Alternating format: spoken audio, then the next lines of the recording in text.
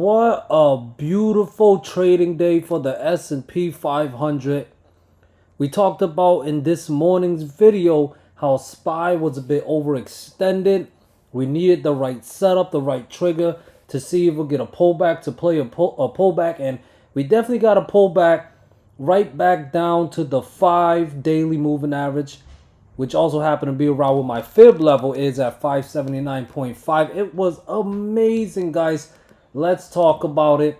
In Uncle's Discord this morning, in the pre-market, I wrote 585 is my next resistance. If it clears, 586.5 and 588 in play. If 585 defends and 583.6 fails, 582 and 579.5 would be in play. And I sat there, I watched the charts to see what would be the next setup we get, and we got the setup. Breakdown of 583.7. I wrote 583.7 failed, put in 582-ish in play. Then 582 failed, put in the 579.5 level in play, and so on. You guys can see it here.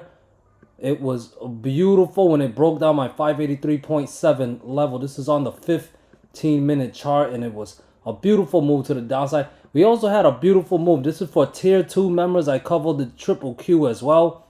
I wrote 498.5 is first resistant. If it clears, 500 plus in play. And if 497 fails, back test of 494 in play. And if it fails, more pullback with 493.5 and 492 in play.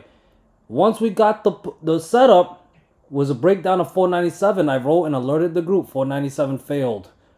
Look at that beautiful, beautiful breakdown of my 497 level. Got the setup, the pullback, boom. Push it all the way to the downside, going as low as 489-ish. Beautiful move. If you played that setup and you were in Uncle's Discord, you guys see it. Pretty much pays for itself. The membership pays for itself if you are able to trade properly, following the levels and setups. It's not always the case because we don't always have volatility. But man, when we get volatility, it is a beautiful move. Either to the upside, to the downside, doesn't matter. We play it level to level anyways, and we leave runners, and it was nice. What's the next plan here? Well, we got this big body red candle. After we have a green day, had a false breakout setup. We are not above the upper Bollinger Band, so can't really say we're overextended. Nice healthy pullback down to the 5 daily moving average. We're still above it. Not necessarily bearish. We traded bearishly intraday. It was nice, but on the bigger time frame, not necessarily bearish. Okay, so what's the next plan? Well, for the bear case scenario, I'm going to cover the bull case and the bear case, but for the bear case scenario, for tomorrow we lose 579.5 and 578. I recommend looking to short. If you're already holding puts and those levels fail, I recommend continuing to hold it if you have time on it. And I should put the lower targets in play. 576, 573.6, 572, and 570 would all be targets. Okay, watch out for that 20.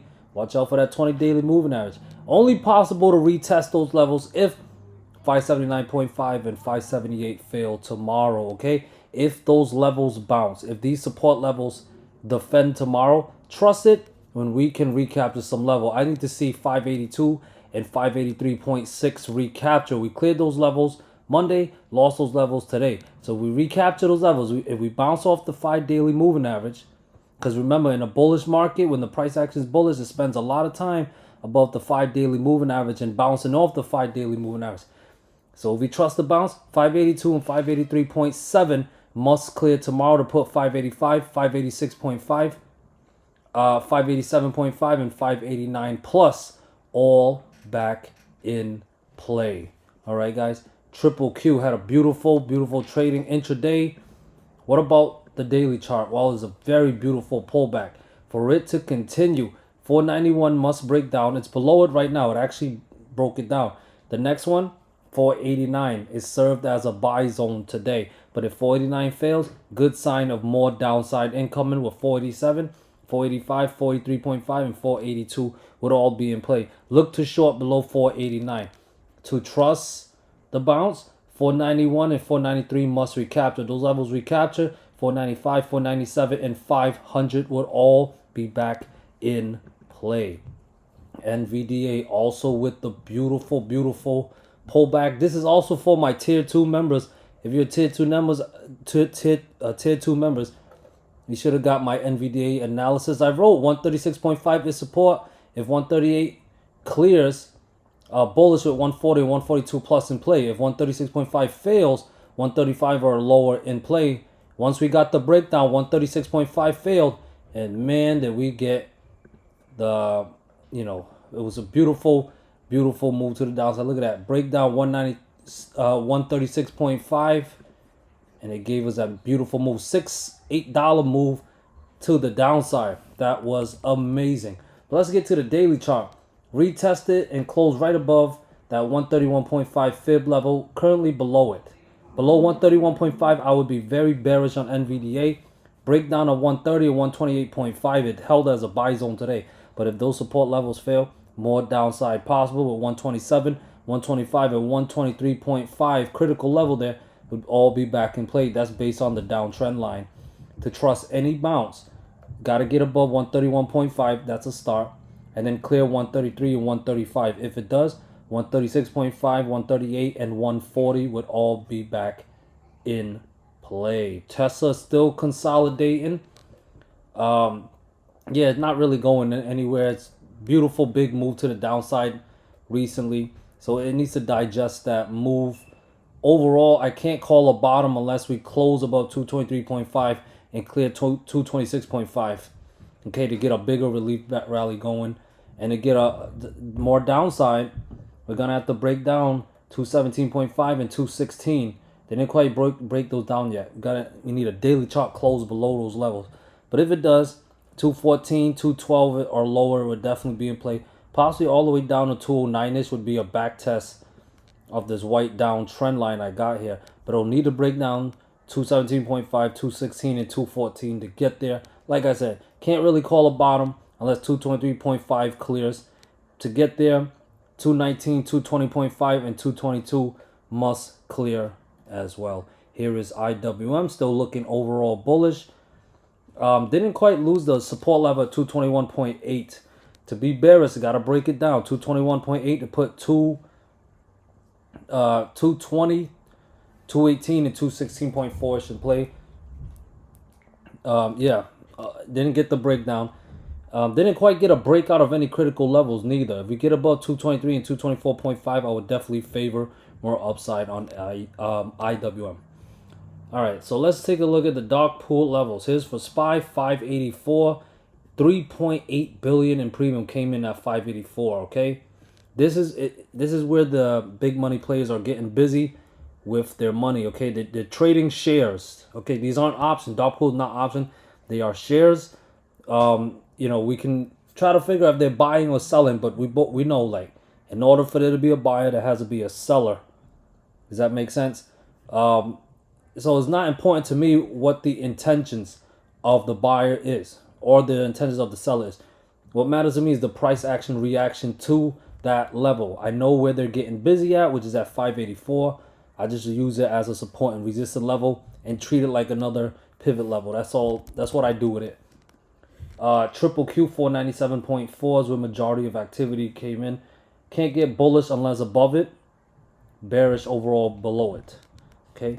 IWM 222.86 where majority of the activity came in. Add that level to your chart, guys. Tesla 219.5. I got a 219 level. Only 99.5 million, so it's not too busy. Not too big. NVDA 131.6. I have a 131.5 level. So good to see they're getting busy, very close to one of my pivot levels.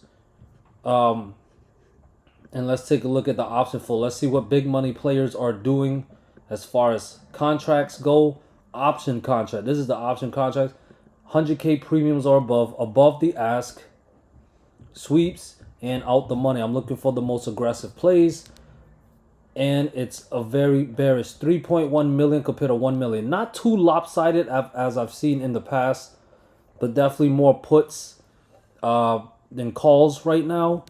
The puts, a lot of the puts definitely have time on them. And a lot of the calls also have time on them. Nothing really short term, although this call right here came in around power hour. These contracts here came in around power hour. And they are short term calls, so maybe they're expecting a short term bounce for tomorrow. But overall, definitely a lot more puts than calls. Let's see what Triple Q shows. Triple Q is 3.7 million in calls, 3.7 million in puts. A lot more quantity of calls are bought, less quantity of puts, but the money is about the same. We have this put right here, 1.1 million in premium for 480 strike price.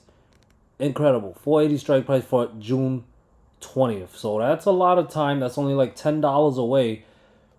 For some reason, they put a lot of time on it. Yeah, it might be a hedge. This one is another put for January 17th, 480 strike price. Are they expecting for dip buyers to step up here? All right, there is a good amount of calls as well. Nothing for IWM. NVDA is overall bearish as well. Yeah, overall bearish. Seen a lot of short-term contracts, but it's mixed with pretty mixed, but slight edge to puts. And Tesla. Tesla is overall bullish, 944,000 compared to 100,000. A lot more call contracts, all for October 18th. All for October 18th for this week, short term. All right, guys. And there you have it, guys. Thank you guys so much for watching. If you want more content from Uncle Charters, definitely join my Discord. Links in the pinned comment below. Other than that, have a great evening. Peace.